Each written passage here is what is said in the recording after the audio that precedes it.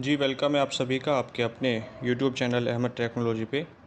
आज की ये क्लास उन सभी बच्चों के लिए महत्वपूर्ण है जो जुलाई 2024 के सेशन में एग्ज़ाम देंगे M1R5 का।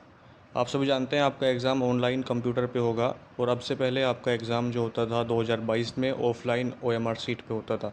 तो बहुत ज़्यादा फ़र्क नहीं है इसमें, क्वेश्चन वही नेलेट रिपीट करता है बार बार। इसलिए मैं आपसे हमेशा कहता हूँ कि प्रीवियस ईयर क्वेश्चन को आप ज़रूर सोल्व कर लीजिए। आज की इस क्लास में आपको 100 क्वेश्चन बताऊंगा जो आपके एग्ज़ाम के लिए बहुत ज़्यादा इम्पोर्टेंट हैं, और इस क्लास से मेरा ऐसा मानना है कि लगभग 20 क्वेश्चन तो आपको मिलने चाहिए आपके एग्ज़ाम में।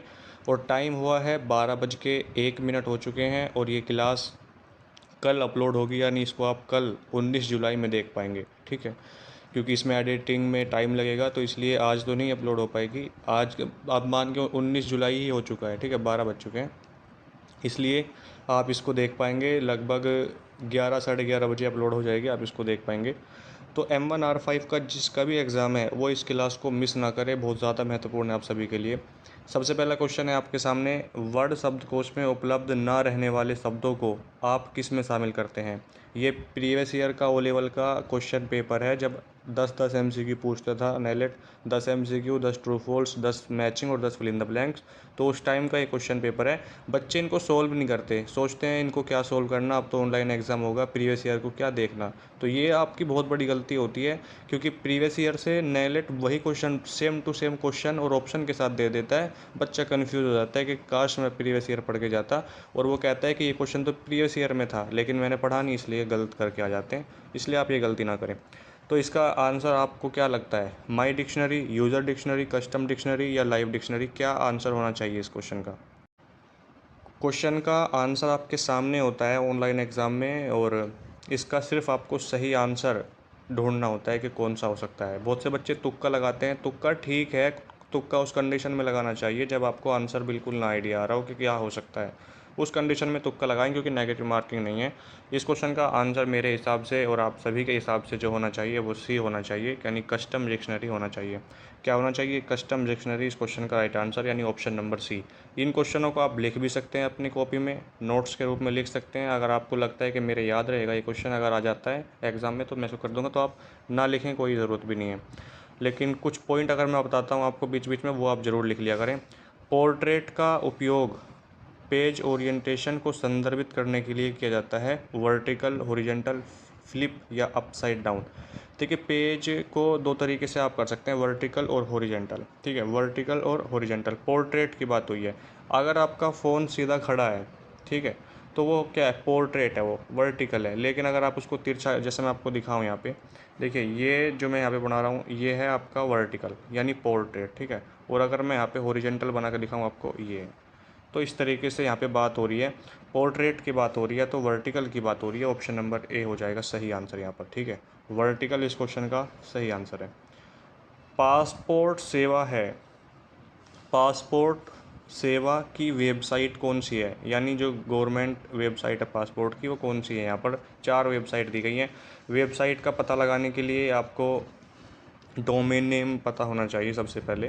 तो www इसकी full form world Wide web होती है। 1989 में पहला ब्राउज़र बनाया टिम बर्नर्स-ली ने, ये आपको पता होना चाहिए। और इसका राइट आंसर क्या होना चाहिए ये आप बताना है। बताइए क्या हो सकता है। passportindia.gov.in होना चाहिए, passportindia.com होना चाहिए क्या। .com तो कमर्शियल वेबसाइट के लिए यूज़ होता है, इसलिए ये तो आंसर ही नहीं होगा आपका। बी वाला तो हम बिल्कुल ही नहीं लगेंगे, ये काट दिया, ठीक है। ऑप्शन एलिमिनेशन मेथड आपको आना चाहिए, मैंने आपको बताया था ऑप्शन से आप हटा सकते हैं। पासपोर्ट India.एजुकेशन की तो वेबसाइट है ही नहीं है, आप सभी जानते हैं, ठीक है, तो ये भी हट जाएगा। और ई पासपोर्ट भी हट जाएगा, इलेक्ट्रॉनिक नहीं आएगा यहाँ पे। तो राइट आंसर एक ही बचता है, जो कि है ऑप्शन नंबर ए, www.passportindia.gov.in, ये इसकी सही वेबसाइट है। पासपोर्ट की फ़ीस कितनी पे होती है, क्वेश्चन आ सकता है। अगर आप फ्रेशर हैं और पासपोर्ट बनाना चाहते हैं तो 1500 रुपये गवर्नमेंट की फ़ीस जो है वो पे करनी होती है, ठीक है। नेक्स्ट क्वेश्चन देखिए, ORS का पूर्ण रूप क्या है।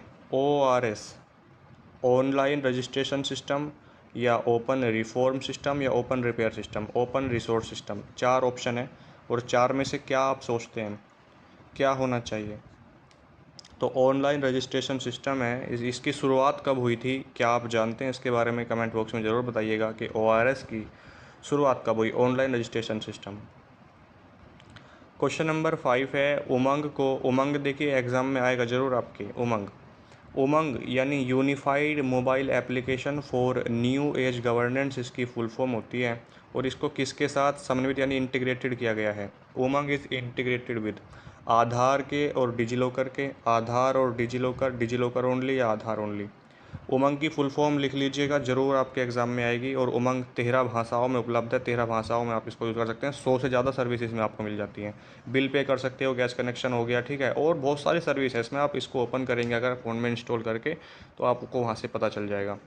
उमंग को किसके साथ किया गया है इंटीग्रेटेड? तो इसका राइट आंसर क्या हो जाएगा आपका? आधार के साथ और डिजिलॉकर के साथ, ठीक है, आधार और डिजिलॉकर, इसलिए राइट आंसर ऑप्शन नंबर ए हो जाएगा यहाँ पर। नेक्स्ट क्वेश्चन देखिए, सामान्यतः ईमेल के साथ कौन सा बॉक्स ओवरफ्लो होता है? Which box overflow with emails generally? Inbox, outbox, address box या मैसेज बॉक्स? तो क्या सोचते हैं आप, इसका आंसर क्या होना चाहिए? तो इनबॉक्स हो जाएगा राइट आंसर इसका। क्या हो जाएगा जी? राइट आंसर इसका ऑप्शन नंबर ए, इनबॉक्स सही उत्तर है। नेक्स्ट क्वेश्चन है जीमेल डैश के लिए प्रयोग किया जाने वाला एक सॉफ्टवेयर है। आपको बताना है जीमेल के फाउंडर कौन है। इससे पहले जो क्लास बनाई थी मैंने स्वयं से, क्योंकि उसमें बताया था आपको जीमेल और ईमेल दोनों के फाउंडर बताया था, ठीक है। तो जीमेल और ईमेल दोनों के फाउंडर आपको लिखने हैं कमेंट बॉक्स में। इससे लिखने से आपकी तैयारी और अच्छी होती है। आप ये सोचें कि कमेंट करके मैं अपना क्यों टाइम वेस्ट करूँ, टाइम वेस्ट नहीं है, आपका रिवीजन हो जाएगा एक तरीके से। तो जीमेल के लिए कौन प्रयोग किया जाने वाला एक सॉफ्टवेयर है? वेब पेज खोजने, ईमेल जाँच करने, होटल ढूंढने या फाइल खोजने। अब जीमेल की बात हुई है, जीमेल की बात हुई है तो ईमेल जांच करने यानी चेक्स ईमेल हो जाएगा ऑप्शन नंबर बी। बाकी के ऑप्शन तो आप हटा ही दोगे, ऑप्शन एलिमिनेशन आना चाहिए आपको।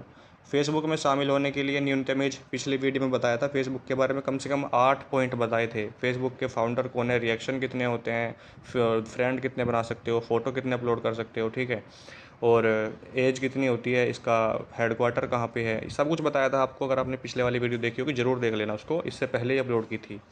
तो फेसबुक में शामिल होने के लिए जो एज होनी चाहिए, क्या वो 18 साल होनी चाहिए? यहाँ पर वोट डालने की बात नहीं हो रही, यहाँ पर फेसबुक पे अकाउंट बनाने की बात हो रही है। तो 13 साल का बच्चा अकाउंट बना सकता है। कितने साल का? 13 साल का बच्चा अकाउंट, यानी option number C right answer यहाँ पर हो जाएगा, ठीक है। ऑप्शन नंबर सी क्वेश्चन का बिल्कुल सही आंसर है। नेक्स्ट क्वेश्चन देखिए, ट्विटर कब आरंभ हुआ? ट्विटर के फाउंडर कौन है? ठीक है, तो ये आपको बताना है। ट्विटर का मुख्यालय कहाँ पे है? ट्विटर का मुख्यालय कैलिफोर्निया में है, ठीक है, ये आपको पता होना चाहिए। और इसकी शुरुआत कब हुई थी ये यहाँ पे पूछ रहा है। तो इसकी स्टार्टिंग की बात करेंगे तो 1/3/2006, 1/4/2006, 1/10/2006 यानी 1/12, यानी 2006 में हुई थी, ये बात कन्फर्म है। लेकिन यहाँ पे डेट पूछ ली। अब देखिए, बच्चा अगर सिर्फ ये याद करके जाएगा कि 2006 में ट्विटर बना तो फंस जाएगा वो वहाँ पे इस कंडीशन में। ऑप्शन में है ही नहीं, सब में 2006 ही है। तो इस कंडीशन में आपको डेट भी याद होनी चाहिए। और इसके फाउंडर कौन है ट्विटर के? तो जैक डोर्सी इसके फाउंडर है। कौन है? Jack Dorsey. और इसका राइट आंसर होना चाहिए यहाँ पर 1/3/2006, ठीक है। क्या होना चाहिए? 1/3/2006 होना चाहिए। नेक्स्ट क्वेश्चन देखिए, कौन सा विकल्प एक ही पत्र विभिन्न व्यक्तियों को भेजने में हमारी मदद करता है? तो राइट आंसर मेल मर्ज है इसका। मेल मर्ज एक ऐसा ऑप्शन है जिसकी सहायता से आप एक ही लेटर को बहुत सारे व्यक्तियों को, मल्टीपल पर्सन को भेज सकते हैं, इसलिए राइट आंसर मेल मर्ज हो जाएगा। मेल मर्ज हमारा टाइम बहुत बचाता है, ठीक है, टाइम सेव करता है, इसलिए बहुत ज़्यादा ज़रूरी भी है। नेक्स्ट क्वेश्चन है ASCII का पूर्ण रूप क्या है, फुल फॉर्म क्या है? तो इसकी फुल फॉर्म में आपसे ये भी पूछ सकता है कि ASCII में सी का क्या मतलब है, एस का क्या मतलब है, या जो बाद वाला आई है इसका क्या मतलब है, पहले वाला आई है इसका क्या मतलब है, कुछ भी पूछ सकता है एग्जाम में, ऑनलाइन एग्जाम में कुछ भी आ सकता है।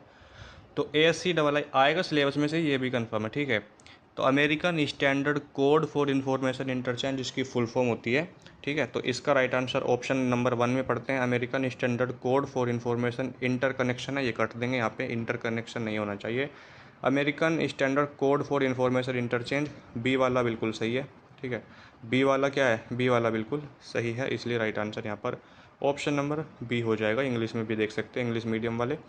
Full form of ASCII American standard code for information interchange, option number B, ठीक है, इसको आप लिख सकते हैं, इम्पोर्टेंट क्वेश्चन है। नेक्स्ट क्वेश्चन देखिए क्या है। देखिए यहाँ पे बाइनरी से दशमलव में कन्वर्ट करने के लिए बोल रहा है। कि कन्वर्ट कैसे करोगे। इसके लिए मैं एक अलग से वीडियो ज़रूर बना दूंगा आपके लिए कि बाइनरी से डेसिमल में और डेसिमल से बाइनरी में कैसे कन्वर्ट करेंगे, कैसे चेंज करेंगे। ये आपके एग्ज़ाम के लिए बहुत ज़्यादा इंपॉर्टेंट है, 2 से 3 क्वेश्चन आ सकते हैं, इसलिए इसको आप मिस नहीं करेंगे। यहाँ पे देखिए बाइनरी से दशमलव में जाने को कह रहा है, तो बाइनरी का जो बेस होता है वो क्या होता है, बाइनरी नंबर 0 और 1 से मिलके होता है, ठीक है। और बेस 2 होता है, क्या होता है, बेस 2 होता है। अगर बात करेंगे दशमलव जो होता है इसका बेस क्या होता है, तो बेस 10 होता है। और हेक्साडेसिमल का जो बेस होता है वो कितना होता है, 16। और ऑक्टल का कितना होता है, 8 होता है। ये पता होना चाहिए, क्वेश्चन आपके एग्जाम में पूछे गए हैं। यहाँ पे अब देखिए इसको चेंज करने के लिए सबसे पहले क्या करोगे आप, ये जितने भी नंबर लिखे हुए हैं जैसे यहाँ पे लिखा हुआ है, समझाने की पूरी अच्छी तरीके से कोशिश है। 1 0 1 ट्रिपल 0 है, ठीक है। 1 और 1 ये है, एक मिनट, ये है जो कोड दिया हुआ है, ठीक है भाई। अब इस कोड में जो है बाइनरी से डेसिमल में जाना है, तो इसके लिए सबसे पहले आपको क्या करना पड़ेगा, नंबरिंग करनी पड़ेगी। राइट साइड से लेफ़्ट साइड में जाना है आपको। और कैसे जाना है, डबल करते हुए जाना है। जैसे ये हो जाएगा 1, अब इसका 1 का डबल कितना होगा, 2 होगा, ठीक है। 2 का डबल कितना हो जाएगा, 4 हो जाएगा। 4 का डबल कितना हो जाएगा, 8 हो जाएगा। 8 का कितना हो जाएगा, 16। 16 का डबल 32, ठीक है। 32 का डबल 64 और 64 का 128। तो ये समझने के लिए आप अपनी कॉपी में लिख सकते हैं जो मैंने बोला है। दोबारा से बता देता हूँ एक बार, देखिए। सबसे पहले लिखेंगे 1, 1 का डबल कितना हो जाएगा, इस पे हो जाएगा 2, ठीक है। इस पे फिर हो जाएगा 2 का डबल 4, 4 का डबल 8 हो जाएगा, 8 का 16, 16 का 32, 32 का 64 और 64 का 128, ये हो जाएगा। अब जिस नंबर के नीचे ज़ीरो है उसको आप काउंट नहीं करेंगे। जिस नंबर के नीचे ज़ीरो है उसको हम यहाँ पर काउंट नहीं करेंगे, ठीक है। तो जीरो किस किस के नीचे आ जाएगा, यहाँ पे 4 के नीचे ज़ीरो है, 8 के नीचे भी ज़ीरो है, 16 के नीचे भी ज़ीरो है, ठीक है। 16 का डबल 32, 64 के नीचे भी ज़ीरो है और 128। तो यहाँ पे देखिए 32, 32 का 64 और 64 का यहाँ पर कितना हो जाएगा आपका, 128। तो 128 को लेना है आपको, 32 को लेना है आपको, ठीक है। और 2 को लेना है और 1 को लेना है, ये नंबर लेने हैं और इनको जोड़ देना है। जोड़ के कितना आ रहा है, तो जोड़ के अगर आप देखते हैं तो 163 आएगा। कितना आएगा, 163। उम्मीद करता हूँ समझ में आया होगा, जैसे मैंने बताया सिर्फ ऐसे ही करना है और कुछ नहीं करना। नंबरिंग लिखनी है पहले, जितने भी जो कोड लिखा है, फिर राइट साइड से लेफ्ट साइड में डबल करते हुए चलेंगे। 1, 1 का डबल 2, 2 का डबल 4, इस तरीके से 128 तक पहुँचोगे आप। अब जिस नंबर के नीचे ज़ीरो है उसको नहीं काउंट करेंगे, उसको काट देंगे। जिसके नीचे नंबर है उसको आप ले लेंगे, जैसे 1 1 है सबके नीचे, उसको ले लेंगे, जोड़ देंगे, आंसर आ जाएगा 163, ठीक है। नेक्स्ट क्वेश्चन देखिए, कंप्यूटर की कौन सी विशेषता उसे इलेक्ट्रॉनिक कैलकुलेटर से अलग करती है, इलेक्ट्रॉनिक कैलकुलेटर से अलग करती है। तो इसका क्या आंसर होना चाहिए आपके हिसाब से, ये आपको बताना है। तो परिशुद्धता है, बहुमुखी प्रतिभा, संग्रहण यानी स्टोरेज, या स्वचालित ऑटोमेटिक। तो इसका राइट आंसर होना चाहिए संग्रहण। क्या होना चाहिए, संग्रहण होना चाहिए, option number C. English medium वाले बच्चे टेंशन न लें, इंग्लिश में पढ़ सकते हैं, ठीक है। नेक्स्ट क्वेश्चन देखिए, क्योंकि ज़्यादातर बच्चे हिंदी के होते हैं इसलिए यहाँ पे हमसे हिंदी लिया है। माइक्रोसॉफ्ट वर्ड में शॉर्टकट कुंजी Ctrl+W का प्रयोग किस लिए किया जाता है। माइक्रोसॉफ्ट वर्ड की बात हो रही है, माइक्रोसॉफ्ट वर्ड मतलब MS वर्ड की बात हो रही है। तो यहाँ पे Ctrl+W का यूज़ किस लिए किया जाता है, प्रिंट डायलॉग बॉक्स खोलने के लिए। बिल्कुल गलत है, डायलॉग बॉक्स खोलने के लिए नहीं करते, इसलिए काट देंगे इस ऑप्शन को। वर्तमान पेज को अद्यंत करने के लिए, ये भी गलत हो जाएगा, ठीक है। बताऊंगा इस क्वेश्चन के बारे में। वर्तमान विंडो को बंद करने के लिए, नई विंडो खोलने के लिए, ये भी कट जाएगा, ठीक है। ये लो, ऑप्शन नंबर सिर्फ सी बचता है, जो कि आपका बिल्कुल सही आंसर है, करेक्ट आंसर है ऑप्शन नंबर सी। वर्तमान विंडो को, करंट विंडो को क्लोज करने के लिए, क्लोज द करंट विंडो। अब Ctrl+W और Ctrl+Q दो ऑप्शन दे सकता है, बच्चा कंफ्यूज हो जाएगा। दोनों का क्लोज होता है। अब क्या क्लोज होता है देखिए, जैसे मान लो आप MS वर्ड में काम कर रहे हो और 3 4 विंडो आपने ओपन की हुई हैं, ठीक है। 3 4 विंडो आपने ओपन की, लिए लिब्रो ऑफिस में आप काम कर रहे हो और लिब्रो ऑफिस इम्प्रेस में आपने 3 4 विंडो ओपन की हुई हैं, आप कुछ काम कर रहे हो इस तरीके से। तो अब आप जो करंट विंडो जिस पे आप काम कर रहे हो सिर्फ आप उसको क्लोज़ करना चाहते हो, तो Ctrl+W प्रेस करोगे तो वो क्लोज़ हो जाएगी, बाकी आपका कुछ क्लोज़ नहीं होगा, बाकी सब खुला रहेगा। MS वर्ड खुला रहेगा, जैसे लिब्रो ऑफिस में काम कर रहे हो लिब्रो ऑफिस खुला रहेगा आपका। लेकिन अगर आप Ctrl+Q कर देते हो तो करंट विंडो के साथ पूरा लिब्रो ऑफिस ही क्लोज़ हो जाएगा आपका, बैक आ जाओगे, बाहर आ जाओगे आप। इस तरीके से MS वर्ड में भी पूरा क्लोज हो जाएगा MS वर्ड, बाहर आ जाओगे आप। तो ये काम होता है Ctrl+W का और Ctrl+Q का, इंपॉर्टेंट है, एक आएगा ज़रूर यहाँ से, ठीक है। एक क्वेश्चन आएगा, और A से लेकर Z तक की शॉर्टकट याद होनी चाहिए। इससे पहले वाली वीडियो ज़रूर देख ले, उसमें सब कुछ बिल्कुल क्लियर किया है, M1R5 वाले ज़रूर देख ले उसे। सिस्टम ख़राब होने की स्थिति में फ़ाइलों की एक कॉपी बनाने के लिए आप डैश सृजित करते हैं। क्या आप सृजित मतलब क्रिएट करते हो, क्या क्रिएट करते हो आप? रिस्टोर फाइल, बैकअप, फायरवॉल या प्रचुरता।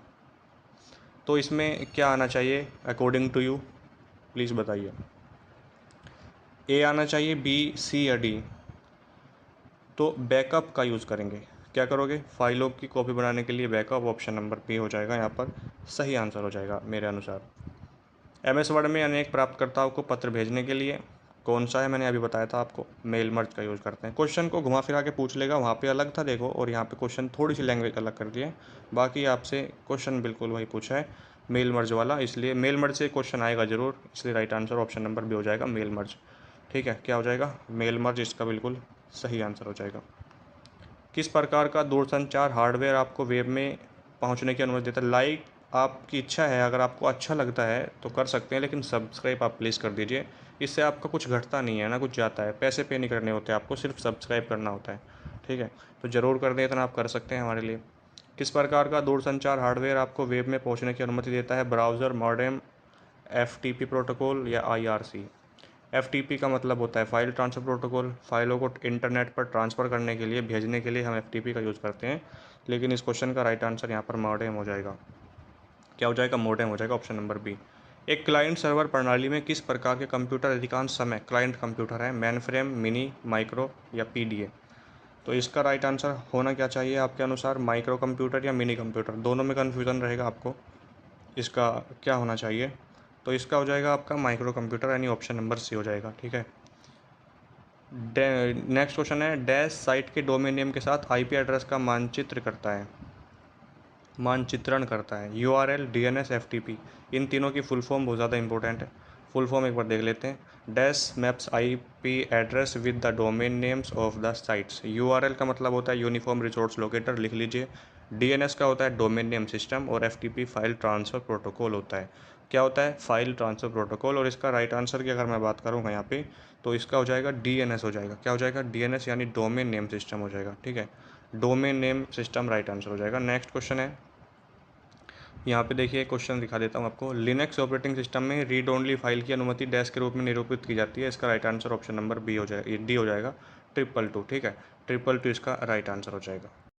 नेक्स्ट क्वेश्चन है, सेव एज डायलॉग बॉक्स का इस्तेमाल किया जाता है? सेव एज की शॉर्टकट की F2, और सेव एज जो है इसका यूज़ किस लिए करते हैं?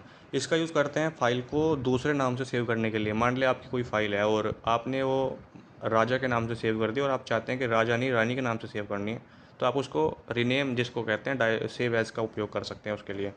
तो यहाँ पे देखते हैं किस किस लिए कर सकते हैं। सेव फाइल को पहली बार सेव करने के लिए, ये भी ठीक है, कर सकते हैं। पहली बार सेव करने के लिए भी सेव एज का यूज़ कर सकते हो आप, कोई इशू नहीं है। फाइल को दूसरे नाम से सेव करने के लिए भी कर सकते हैं, आपको बता चुका हूँ मैं। फाइल को वर्ड के अलावा किसी दूसरे फॉर्मेट में सेव करने के लिए भी कर सकते हैं। अगर दो ऑप्शन सही हों आपके और ऑप्शन डी में हो उपरोक्त सभी, तो तीसरा ऑप्शन पढ़ने की ज़रूरत ही नहीं है आपको। तो डी राइट आंसर हो जाएगा आपका। क्या हो जाएगा जी? डी बिल्कुल आपका सही उत्तर हो जाएगा, बिल्कुल सही आंसर है। नॉन इम्पैक्ट आधारित प्रिंटिंग डिवाइस है। जो आपका नॉन इम्पैक्ट है, ये कौन सा प्रिंटर में आएगा बताइए? यानी जो चार ऑप्शन में प्रिंटर हैं, ये इम्पैक्ट प्रिंटर है। एक तो प्रिंटर दो प्रकार के होते हैं, इससे पहले वाली वीडियो में बता चुका हूँ मैं आपको, इम्पैक्ट प्रिंटर और नॉन इम्पैक्ट प्रिंटर, ठीक है। इम्पैक्ट प्रिंटर और नॉन इम्पैक्ट प्रिंटर, यहाँ से क्वेश्चन आपके एग्जाम में फंसेगा जरूर, एक से दो क्वेश्चन जरूर आएंगे आपके एग्जाम में। तो यहाँ पे आंसर क्या हो जाएगा? नॉन इम्पैक्ट प्रिंटर यानी लेज़र प्रिंटर। लेज़र प्रिंटर किस कैटेगरी में आता है? ये नॉन इम्पैक्ट प्रिंटर में। लेज़र प्रिंटर और आपका इंकजिट होता है, थर्मल प्रिंटर होता है, ये नॉन इम्पैक्ट प्रिंटर के एग्जांपल हैं, ठीक है। नेक्स्ट क्वेश्चन देखिए, डॉक्यूमेंट में से टेक्स्ट को कट करने के लिए कौन सी कुंजी दबाएंगे आप? शॉर्टकट की ज़रूर आएंगी, बता रहा हूँ आपको। डॉक्यूमेंट में से टेक्स्ट को कट करने के लिए कौन सी कुंजी दबाएं? Ctrl+V, Ctrl+C, Ctrl+A, Ctrl+X। Cut करने के लिए हम Ctrl+X का यूज़ करते हैं, आप सभी जानते हो। कट करने के लिए Ctrl+X का यूज़ करते हैं, ठीक है। और कंट्रोल वी का यूज़ करते हैं पेस्ट करने के लिए, कंट्रोल वी का यूज़ पेस्ट करने के लिए, कंट्रोल सी का यूज़ कॉपी करने के लिए और कंट्रोल ए का यूज़ सिलेक्ट ऑल करने के लिए। अब कॉपी और कट में क्या अंतर है, जहाँ से कॉपी करोगे वो वहाँ पे भी रहेगा, कहीं और पे भी पेस्ट कर सकते हो। और कट का मतलब होता है जहाँ से आपने कट किया वहाँ से वो हट जाएगा, अब आप उसको कहीं और पे पेस्ट कर सकते हो। ये होता है कॉपी और कट का यूज़, ठीक है। पेस्ट दोनों से हो जाएगा, कट करोगे तब भी पेस्ट होगा, कॉपी करोगे तब भी पेस्ट हो जाएगा, इसलिए ये दोनों फीचर आपके पास हैं। डैश साइटों के डोमेन नेम के साथ आईपी एड्रेस को मैप करता है। ये क्वेश्चन तो शायद रिपीट हुआ है, और ये मैंने यहाँ पे वीडियो में रिपीट नहीं कर रहा, मैं आपके सामने, आप क्वेश्चन की लैंग्वेज पढ़िए और फिर आप उसको देख सकते हैं। ये इसका हो जाएगा डीएनएस डोमेन नेम सिस्टम, क्योंकि ये ओ लेवल में ही रिपीट हुए क्वेश्चन है। ओ लेवल में नेलेट ने रिपीट किए। एक निबल में कितने बिट्स होते हैं, एक निबल में कितने बिट्स होते हैं, तो इसका राइट आंसर ऑप्शन नंबर भी हो जाएगा। इजी क्वेश्चन है 4। कुछ क्वेश्चन इजी भी आएंगे आपके सामने। उपयोगकर्ता ऑपरेटिंग सिस्टम के साथ डैश के माध्यम से इंटरेक्ट करता है। क्वेश्चन कम से कम मान के चलो 20 क्वेश्चन बहुत इजी आएंगे, 20 तो आएंगे फुल फॉर्म जैसे शॉर्टकट की, इस तरीके से ये इजी क्वेश्चन 20 मान के चलो। तो उपयोगकर्ता ऑपरेटिंग सिस्टम के साथ डैश के माध्यम से इंटरेक्ट करता है। यूएसबी, यूनिवर्सल सीरियल बस, कमांड्स, स्कैनर, उपयुक्त सभी। तो इसका हो जाएगा कमांड्स, ऑप्शन नंबर बी। क्या हो जाएगा, कमांड्स इसका राइट आंसर हो जाएगा। उपयोगकर्ता परीक्षा के मूल्यांकन की में कौन सी तकनीक का उपयोग करते हैं, ओएमआर का यूज़ करते थे एग्जाम के लिए, परीक्षा मूल्यांकन की बात हो रही है ना, तो OMR optical mark reader, option number B हो जाएगा राइट आंसर। ओसीआर की फुल फॉर्म लिखेंगे आप, एमआईसीआर की भी लिखेंगे कमेंट बॉक्स में। एमएस वर्ड में पैराग्राफ ब्रेक करने के लिए कौन सी शॉर्टकट की का यूज़ करते हैं। आपको पैराग्राफ, देखिए 2 क्वेश्चन आते हैं, पैराग्राफ ब्रेक करना है या लाइन ब्रेक करनी है। अब अगर क्वेश्चन आ जाए लाइन ब्रेक करने के लिए, एमएस वर्ड में लाइन ब्रेक करने के लिए किस शॉर्टकट की का यूज़ करेंगे आप, तो कमेंट बॉक्स में लिख के बताइएगा ज़रूर आप, मैंने कई बार आपको बताया है। और पैराग्राफ ही ब्रेक करना है तो इसके लिए कौन सी शॉर्टकट की का यूज़ करेंगे, तो एंटर का आप यूज़ कर सकते हैं। किसका, एंटर का, option number A right answer यहाँ पर हो जाएगा। नेक्स्ट क्वेश्चन है, MIDI का फुल फॉर्म क्या है। MIDI, तो इसका यहाँ पर हो जाएगा musical instrument digital interface, musical instrument digital interface, multimedia instrument digital interface.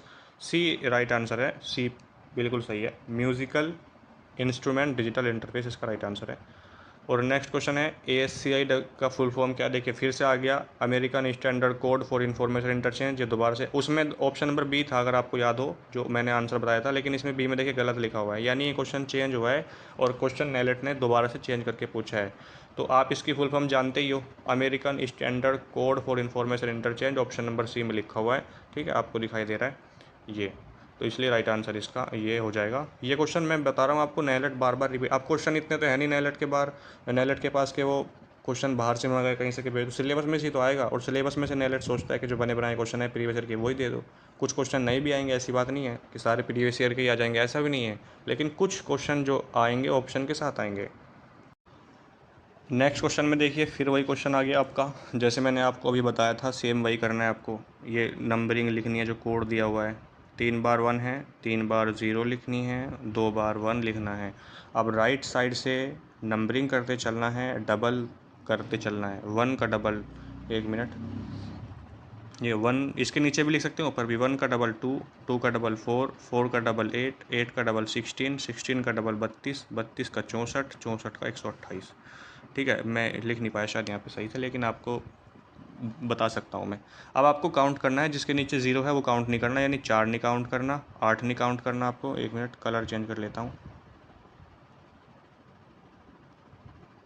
देखिए 4 नहीं काउंट करना, 8 नहीं गिनना और 16 नहीं गिनना। आपको क्या गिनना है फिर सर, 32 गिनना है, 64, 128, 2 और 1, ये सब कुछ आप गिनोगे। और गिनने के बाद जब आप अपना आंसर चेक करोगे तो आंसर आपका आना चाहिए क्या, आंसर आपका आना चाहिए 227। क्या आना चाहिए, 227, ऑप्शन नंबर ए आना चाहिए। नेक्स्ट क्वेश्चन है, प्राथमिक कुंजी का मान नहीं हो सकता, रिक्त यानी खाली नहीं हो सकता, और रिक्त यानी खाली हो सकता है, डुप्लीकेट हो सकता है, अवरुद्ध सभी हो सकता है। राइट आंसर ऑप्शन नंबर ए हो जाएगा, रिक्त यानी खाली नहीं हो सकता, कैन नॉट बी नल। ठीक है। लिनक्स क्या है, एक कंपाइलर है, असेंबलर है, ऑपरेटिंग सिस्टम है, या एक एडिटर है। तो लिनक्स एक ऑपरेटिंग सिस्टम होता है, आप सभी जानते हो, और ये फ्री होता है, ओपन सोर्स होता है। यूनिक्स ओपन सोर्स नहीं होता, लिनक्स ओपन सोर्स है कम्प्लीटली। नेक्स्ट क्वेश्चन देखिए, MIS का फुल फॉर्म क्या होता है। MIS मैनेजमेंट इंफॉर्मेशन सिस्टम होगा? बताइए, मैनेजमेंट इंफॉर्मेशन सिस्टम होगा या क्या होगा? MIS। तो राइट आंसर हो जाएगा option number C, management information system. ठीक है, ये रिपीट हो गया क्वेश्चन। नेक्स्ट देखिए, आमतौर पर सबसे अधिक प्रयोग किया जाने वाला ब्राउज़र कौन सा है? तो इंटरनेट एक्सप्लोरर और नेटस्केप। तो कौन सा हो सकता है? तो ए और बी दोनों हो जाएगा, ऑप्शन के हिसाब से ए और बी दोनों हो जाएगा। डैश मेमोरी का उपयोग मदरबोर्ड पर बायोस को संग्रह करने के लिए किया जाता है? रोम, रैम, कैश या उपरोक्त में से कोई नहीं। तो रोम, इससे पहले वाली वीडियो जो बनाई थी उसमें बताया था आपको, रोम का यूज़ करते हैं, रीड ओनली मेमोरी। रैम का होता है रैंडम एक्सेस मेमोरी। रोम जो है आपकी स्थाई है और रैम अस्थाई मेमोरी होती है। ठीक है, और बायोस का फुल फॉर्म क्या होता है ये भी बता देता हूँ, basic input output system. SQL का फुल फॉर्म क्या है? Standard query language, structure query language, shortest query language या सिस्टम क्वेरी लैंग्वेज। तो इसका राइट आंसर क्या हो जाएगा? Structure query language, option number B हो जाएगा। ठीक है, क्या हो जाएगा? बी हो जाएगा, लिख सकते हैं इसे आप। कौन एक संचार का उपकरण है? प्रिंटर, मॉडेम, मॉनिटर या कीबोर्ड। तो मॉडेम है, संचार की बात हो रही है, कम्युनिकेशन की बात हो रही है। प्रिंटर तो प्रिंट देता है, कीबोर्ड आपको ये भी ना, मॉनिटर भी नहीं होगा। माइक्रोसॉफ्ट वर्ड के फाइंड एंड रिप्लेस फीचर का उपयोग करके आप पार्ट और फॉर्मेटिंग दोनों को बदल सकते हैं, केवल एक दस्तावेज को बदल सकते हैं, केवल फॉर्मेटिंग को बदल सकते हैं, या दस्तावेज का नाम एक नए नाम के साथ बदल सकते हैं। आपको एक क्वेश्चन कमेंट बॉक्स में बताना है कि कीबोर्ड और मॉनिटर और प्रिंटर ये इनपुट डिवाइस हैं या आउटपुट डिवाइस हैं। अब जोन सी इनपुट है, इनपुट डिवाइस लिख के उसके सामने उसका नाम लिखेंगे, और जोन सी आउटपुट है उसका आउटपुट डिवाइस लिख के उसके सामने उसका नाम लिखेंगे। जैसे प्रिंटर आउटपुट है तो आउटपुट डिवाइस लिखेंगे, मॉनिटर और कीबोर्ड क्या है ये आपको बताना है।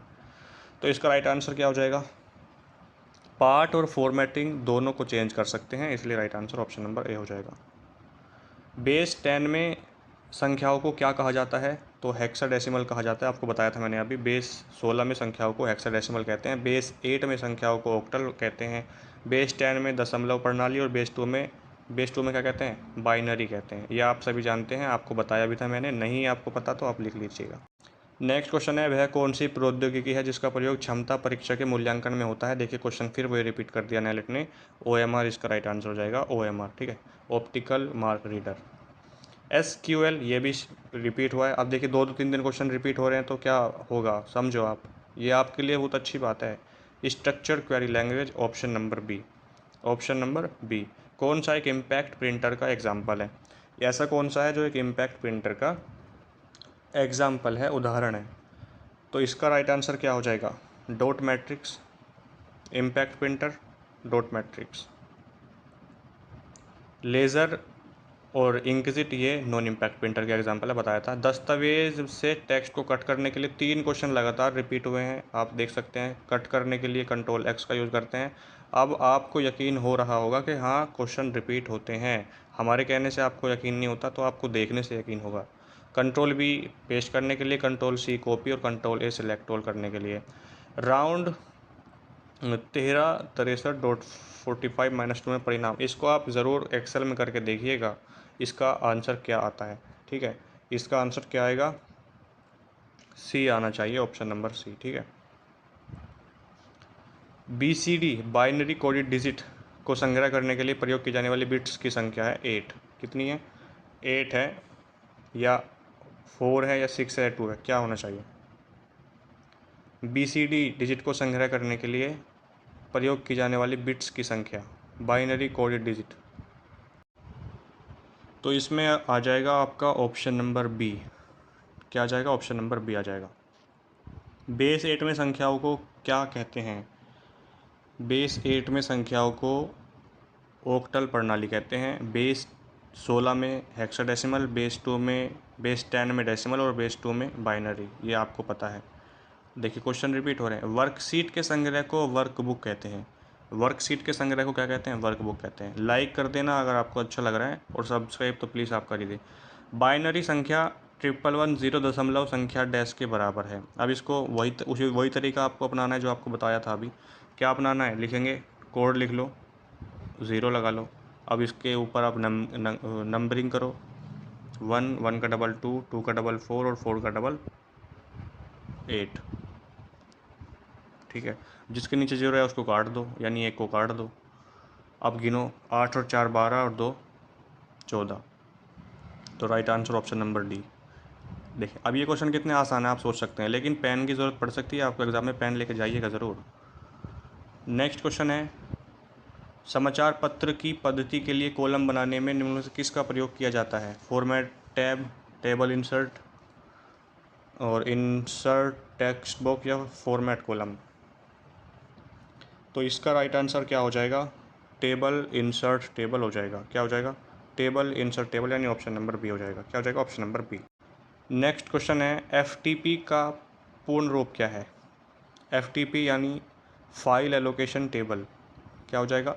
फाइल एलोकेशन टेबल हो जाएगा इसका राइट आंसर, इसलिए ऑप्शन नंबर ए पे ही लिखा हुआ है, फाइल एलोकेशन टेबल। फाइल या फोल्डर का स्थान बदलने के लिए फाइल या फोल्डर के डैश परिचालन की आवश्यकता है। देखिए फाइल या फोल्डर का स्थान चेंज करना है तो कॉपी उसके बाद पेस्ट। अब स्थान चेंज करना है तो कॉपी तो करोगे तो वहीं पे भी रहेगा वो, जहाँ से आपने उसको कॉपी किया है, तो इससे फ़ायदा क्या हुआ? चेंज करना है ना स्थान उसका, तो कट करोगे उसके बाद पेस्ट कर दोगे आप कहीं पे भी। ठीक है, तो इससे चेंज हो जाएगा ऑप्शन नंबर बी। ऑफिस का प्रयोग करते समय सहायता प्राप्त करने के लिए F1 शॉर्टकट की का यूज़ करते हैं। सहायता प्राप्त करने के लिए, हेल्प के लिए F1 का यूज़ करते हैं और रेफरेंस के लिए F5। परिचालन प्रणाली निम्न किस स्रोत से स्थापित की जा सकती है? डिस्क, नेटवर्क, रिमोट संस्थापन या उपरोक्त सभी? बताइए। Operating system can be install from following resources. क्या होना चाहिए आपका आंसर? तो इसमें भाई उपरोक्त सभी आ जाएगा, ऑप्शन नंबर डी आ जाएगा। इंटरनेट कनेक्शन के लिए डैश उपकरण की आवश्यकता होती है। इंटरनेट कनेक्शन के लिए तो NIC नेटवर्क इंटरफेस कार्ड की होनी चाहिए, option number D. Option number D हो जाएगा। फ्लॉपी डिस्क का आकार कितना होता है? बताइए। तो ऑप्शन नंबर ए हो जाएगा इसका। मदरबोर्ड पर बायोस संचय करने के लिए किस मेमोरी का प्रयोग करते हैं? देखिए क्वेश्चन फिर रिपीट हो गया, वही रोम वाला। तो रोम हो जाएगा इसका right answer, read only memory. और रैम रैंडम एक्सेस मेमोरी। स्थाई और अस्थाई पूछ सकता है, तो रोम स्थाई और रैम अस्थाई। डैश को उच्च स्तरीय लैंग्वेज माना जाता है? Windows 7, Linux, Microsoft dot net या एप्पल। ऐसी कौन सी है जिसको हाई लेवल लैंग्वेज माना जाता है, उच्च स्तरीय? तो विंडोज़ और लिनक्स तो होगा ही नहीं, ऑप्शन नंबर सी हो जाएगा, Microsoft dot net. Next question है आपके सामने, ये देखिए। प्रयोगकर्ता परिचालन प्रणाली के साथ डैश के सेट के माध्यम से इंटरेक्ट करता है। ये कमांड्स, स्कैनर, USB या उपरोक्त सभी? तो इसका राइट आंसर मैंने आपको बताया था, कमांड्स। ये भी रिपीट हुआ है, आप देख सकते हैं। इसका राइट आंसर हो जाएगा ऑप्शन नंबर ए, कमांड्स। नेक्स्ट क्वेश्चन है, डिजिटल कंप्यूटर प्रणाली के 3 मुख्य भाग हैं। मेमोरी, इनपुट आउटपुट या DMA, ALU CPU memory, memory unit input, memory input output CPU, control circuit, ALU register. इसका तो आप बता सकते हैं क्या आंसर होना चाहिए? इसका right answer memory input output और CPU, central processing unit. ALU का होता है अर्थमेटिक लॉजिक यूनिट। ठीक है, ये पता होना चाहिए फुल फॉर्म आपको। कौन सा परिवर्तनशील है? बताइए कौन सा परिवर्तनशील है? तो इसमें बताना है आपको, मैं अभी बताया था आपको। वोलेटाइल मेमोरी कौन सा है पूछ रहा है। मेमोरी होती है दो, वोलेटाइल और नॉन वोलेटाइल, यानी स्थाई और अस्थाई। परिवर्तनशील की बात कर रहा है यहाँ पे, तो इसका राइट आंसर रैम हो जाएगा। क्या हो जाएगा? रैम। और नॉन वोलेटाइल यानी अपरिवर्तनशील कह सकते हैं, तो वो होती है रोम आपकी। तो इसलिए राइट आंसर ऑप्शन नंबर है, रैंडम एक्सेस मेमोरी हो जाएगा। कौन सी बाइनरी संख्याएं 4 द्वारा विभाज्य हैं? बताइए कौन सी हैं जो 4 द्वारा विभाज्य हैं? तो इसका राइट आंसर हो जाएगा ऑप्शन नंबर बी। कर सकते हैं आप इसको सॉल्व। एक बिट को संग्रहित करने के लिए लागत न्यूनतम है? कैश में, रजिस्टर में, रैम में, मैग्नेटिक डिस्क में? तो किस में है? मैग्नेटिक डिस्क में है, ऑप्शन नंबर डी हो जाएगा। डॉट मैट्रिक्स प्रिंटर के रेजोल्यूशन की माप होती है? हर्ट्ज में, इंच में, डॉट्स प्रति इंच में या मैगना बिट्स में? इसका बताना है क्या हो जाएगा। तो डॉट्स प्रति इंच। ठीक है, DPI डॉट्स पर इंच। लिनक्स ओपन सोर्स है, ऑपरेटिंग सिस्टम है? ओपन सोर्स है, ऑपरेटिंग सिस्टम भी है। आईपी का पता साइट के डोमेन नेम के साथ दर्शाता है। URL, DNS, TCP. टीसीपी मतलब ट्रांसमिशन कंट्रोल प्रोटोकॉल, और DNS domain name system, URL uniform resource locator. Right answer भी आप सभी जानते हैं इसका। राइट आंसर क्या हो जाएगा इसका? डीएनएस हो जाएगा, डोमेन नेम सिस्टम हो जाएगा। दोनों में डीएनएस ही है, और देख सकते बीसी में डीबीएमएस डेटाबेस मैनेजमेंट सिस्टम इसकी फुल फॉर्म होती है। Database management system, database management, option number B. सर्वाधिक सामान्यतः प्रयोग किया जाने वाला वेब ब्राउज़र है। ये क्वेश्चन रिपीट हो गया, आप देख सकते हैं। ए और बी दोनों हो जाएगा इसका, according to option and according to NIELIT answer की। एक निबल में डेट बिट्स होते हैं। एक निबल में कितने बिट्स होते हैं? तो ये क्वेश्चन तो आपको बताया था मैंने। इसका हो जाएगा ऑप्शन नंबर बी, यानी 4। क्या हो जाएगा? 4। नेक्स्ट क्वेश्चन है, पहला इंटरनेट सर्च इंजन कौन सा? बहुत मेहनत लगती है, और आप जानते हैं कि कितनी मेहनत के बाद, वीडियो बनाने के बाद, एडिटिंग के बाद आप तक ये पहुंचती है। और आप इसको लाइक शेयर अगर कर देंगे तो आपका कुछ जाएगा नहीं, इसलिए प्लीज़ थोड़ा सपोर्ट करें, आप समझे बात को। पहला इंटरनेट सर्च इंजन है आर्ची। क्या है? आर्ची है। सर्च इंजन गूगल भी है, वेब ब्राउज़र गूगल क्रोम होता है, ठीक है। वेब मानकों को कौन बना रहा है? Mozilla, Microsoft, the World Wide Web consortium. तो इसका राइट आंसर क्या हो जाएगा? Option number C. क्या हो जाएगा? ऑप्शन नंबर सी हो जाएगा इसका, वर्ल्ड वाइड वेब कंसोर्टियम, यानी WWWC। नेक्स्ट क्वेश्चन देखिए, सभी क्लिक घटनाओं को कैप्चर करने के लिए विंडो को सेटअप करने हेतु हम निम्न में से किस स्टेटमेंट का प्रयोग करते हैं? तो इसके लिए किस स्टेटमेंट का प्रयोग करोगे, ये पूछ रहा है यहाँ पे। तो इसमें क्या आना चाहिए? Window dot capture events, event dot click. Option number ए होना चाहिए, ठीक है, ऑप्शन नंबर ए हो जाएगा। यदि आप किसी कैस्केडिंग स्टाइल शीट यानी CSS में ब्लॉक एलिमेंट के दाईं ओर टेक्स्ट को संरेखित करना चाहते हैं, तो फिर आप इनमें से किस विशेषता का प्रयोग करेंगे? Right align, justify, left align या टेक्स्ट लाइन? इसमें हो जाएगा text align, option number D. Router किस लेयर पर कार्य करता है? परिचालन है। बताइए, राउटर किस लेयर पर कार्य करता है? तो नेटवर्क लेयर पर, ऑप्शन नंबर ए। राज्यों, देशों या पूरे विश्व में फैली डेटा संचार प्रणाली है।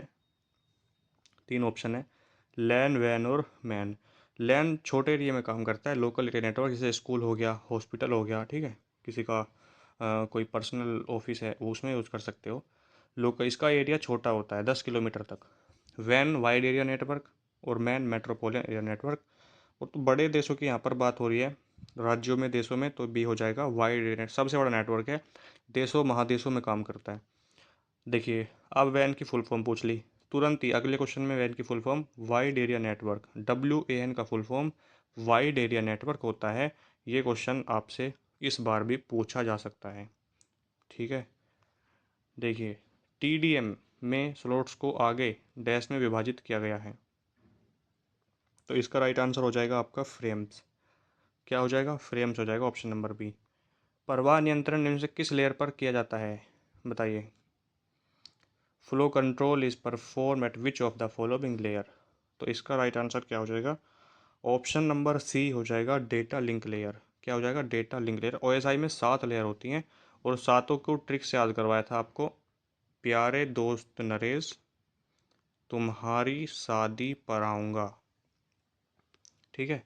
तो ये ट्रिक है OSI की 7 लेयर को याद करने। N से नेटवर्क लेयर, T से ट्रांसपोर्ट, S से सेशन, P से फिजिकल, A से एप्लीकेशन, D से डेटा, और D से डेटा लिंक लेयर, और P से प्रेजेंटेशन लेयर।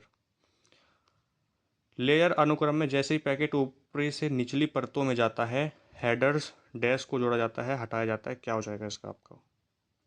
तो हेडर्स को जोड़ा जाता है, ऑप्शन नंबर ए हो जाएगा। नेक्स्ट क्वेश्चन है, CVV का फुल फॉर्म क्या है? CVV का फुल फॉर्म होता है कार्ड वेरिफिकेशन वैल्यू, और अमेरिकन CVV 4 डिजिट का होता है, और इंडियन CVV 3 डिजिट का होता है। ये आपको पता होना चाहिए, इसलिए इसका आप right answer option number B हो जाएगा, card verification value. Dash memory का प्रयोग मदरबोर्ड पर बायोस स्टोर करने के लिए किया जाता है। 3 बार क्वेश्चन रिपीट हो गया है। रोम हो जाएगा, रीड ओनली मेमोरी, ये ओ लेवल एग्ज़ाम में रिपीट हुए क्वेश्चन है। वह प्रोटोकॉल जो रिमोट लॉगिन द्वारा प्रयोग किया जाता है, बताइए। जो किया जाता है रिमोट लॉगिन द्वारा प्रयोग किया जाता है, तो इसका क्या हो जाएगा आपका, क्या लगता है, टेलनेट, एसएमटीपी, एफटीपी या एनएनटीपी, क्या होना चाहिए बताइए। तो मुझे जो लगता है इसका राइट आंसर यहाँ पर ऑप्शन नंबर सी होना चाहिए, रिमोट लॉगिन यानी file transfer protocol, option number C. Next question है, डॉट मैट्रिक्स प्रिंटर का प्रकार है। डॉट मैट्रिक्स प्रिंटर का प्रकार, प्रिंटर जरूर पढ़ के जाना, ऑप्शन नंबर है इम्पैक्ट। आईपी एड्रेस में IPv6 का आकार होता है 128 बिट, क्या होता है, 128 बिट होता है, ऑप्शन नंबर यहाँ पर सी हो जाएगा राइट आंसर। MQTT का full form message queuing telemetry transport होता है, ऑप्शन नंबर हो जाएगा यहाँ पर बी। ठीक है। नेक्स्ट क्वेश्चन है, पिंग का फुल फॉर्म क्या है। पिंग का full form packet internet gopher, option number A. Cache memory dash और डैश के बीच कार्य करती है। जो कैश मेमोरी है ये किसके बीच में कार्य करती है, CPU और रैम, सेंट्रल प्रोसेसिंग यूनिट और रैंडम एक्सेस मेमोरी के बीच काम करती है।